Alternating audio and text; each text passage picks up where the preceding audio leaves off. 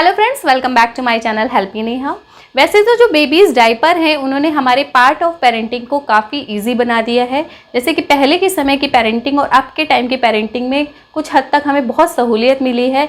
जैसे कि अगर हमें कहीं बाहर जाना है या बच्चे को सुलाना है या कभी बर्थडे पार्टी में जाना है या कहीं भी जाना है तो हम बच्चे को डायपर का अक्सर यूज़ करते हैं। पर एक समय आता है जब हमें डायपर्स को छुड़ाना ही पड़ता है, क्योंकि कहीं ना कहीं हम सब चाहते हैं कि जो डायपर पहनने की बच्चे की आदत है वो जितनी जल्दी छूट जाए उतना ही अच्छा होता है। तो आज की वीडियो में हम बात करने वाले हैं कि बच्चों की जो डायपर पहनने की आदत है इसको कैसे छुड़ाएं, या जो उनके डायपर यूज़ करने की हैबिट है उसको कैसे कम करें। तो वीडियो को स्टार्ट करने से पहले मेरी आपसे रिक्वेस्ट है कि अगर आपने अब तक मेरा चैनल सब्सक्राइब नहीं किया है तो प्लीज़ सब्सक्राइब ज़रूर करना, और वीडियो अगर पसंद आए तो प्लीज़ लाइक एंड शेयर ज़रूर करना। तो लेट्स स्टार्ट द वीडियो।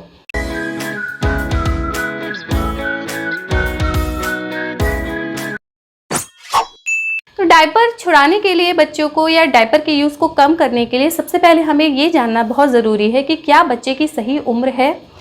क्योंकि बच्चा अगर बहुत छोटा है और अगर हम बहुत छोटे से ये प्रोसेस शुरू कर देते हैं तो क्या होता है कि छोटे बच्चों का जो यूरिनरी ब्लैडर होता है उसका साइज़ भी छोटा होता है, और उसमें जो बच्चे का यूरिन होता है वो बहुत ज़्यादा देर तक रोक नहीं पाता है और वो बार बार पी को करता रहता है। तो अगर उस टाइम पे आप बच्चे का डायपर छुड़ाने की कोशिश कर रहे हैं तो आप खुद भी इरिटेट होंगे और बच्चे को भी थोड़ी प्रॉब्लम हो सकती है। तो जो 2 से 3 साल का समय होता है इसमें जो बच्चे की जो मोटर स्किल्स होती हैं, जो सेंसरी स्किल्स होती हैं वो डेवलप हो रहे होते हैं और बच्चा थोड़ा समझदार भी हो गया होता है, और उसके साथ साथ उसके जो ब्लैडर का साइज़ है वो भी थोड़ा ग्रो कर गया होता है। यानी कि इस टाइम पर बच्चा बार बार जो यूरिन करता है उसको थोड़ा स्टॉप कर सकता है, यानी कि उसके अंदर क्षमता आ जाती है यूरिन को थोड़ी देर होल्ड करने की। तो 2 से 3 साल तक के जो बच्चे की एज है आपको तभी वो स्टार्ट करना चाहिए।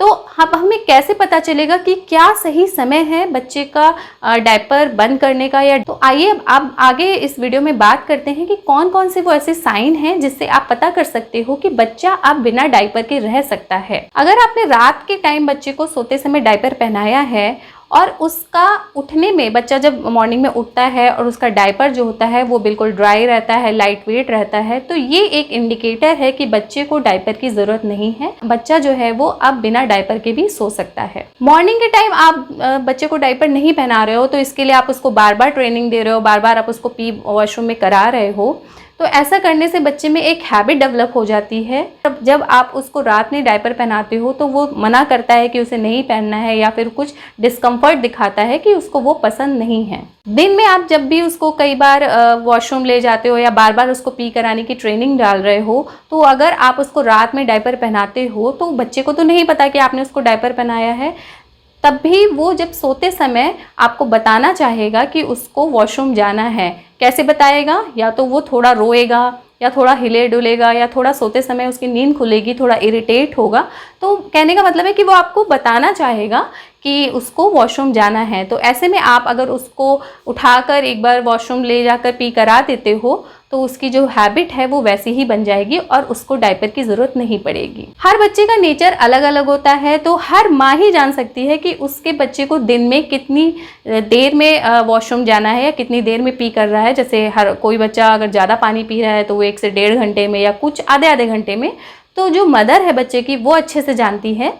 तो कुछ लोग ऐसे ही गेस कर लेते हैं कि अब इतना टाइम हो गया है तो उसको वॉशरूम जाने की ज़रूरत है या अब ये पी करेगा। तो ऐसे आप रात में भी अगर आप उसको 7 से 8 घंटे में 1 से 2 बारी करा लेते हो तो उसके डायपर की जो हैबिट है वो अपने आप ही छूट जाएगी। इसके बाद जब 2 से 3 साल तक के बच्चे होते हैं वो थोड़ा बोलना शुरू करते हैं तो वो अपने आप ही बता देते हैं कि उनको यूरिन पास करने जाना है या उनको सुसु आई है। वो इस तरह से कुछ आपको बता सकते हैं। तो ये थे कुछ ऐसे साइन जो बच्चे अपने आप ही बताते हैं कि अब उनको डायपर की ज़रूरत नहीं है, और आपको रात में डायपर पहनाने की ज़रूरत ना पड़े या आपको डायपर का यूज़ कैसे कम करना है, इसके लिए आपको क्या करना है।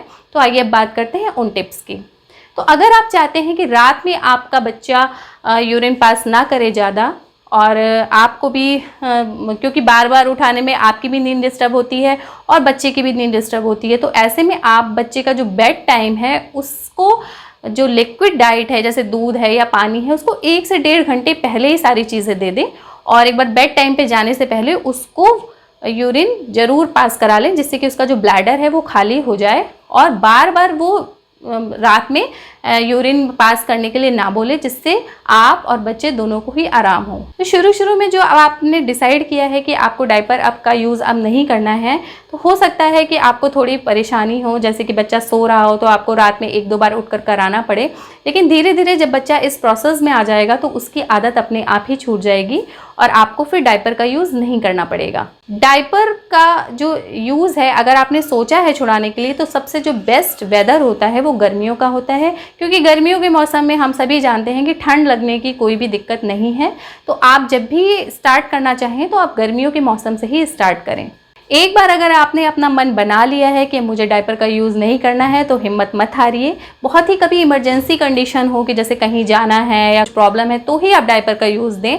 कहने का मतलब है कि अगर आपने डिसाइड कर लिया है तो आप डायपर का यूज़ ना ही करें, तभी बच्चे की भी हैबिट पड़ेगी। तो आई होप मेरे इस वीडियो से आपको कुछ मदद ज़रूर मिली होगी। अगर वीडियो आपको पसंद आया हो तो प्लीज़ लाइक ज़रूर करना और मेरे चैनल को सब्सक्राइब ज़रूर करना। Thanks for watching.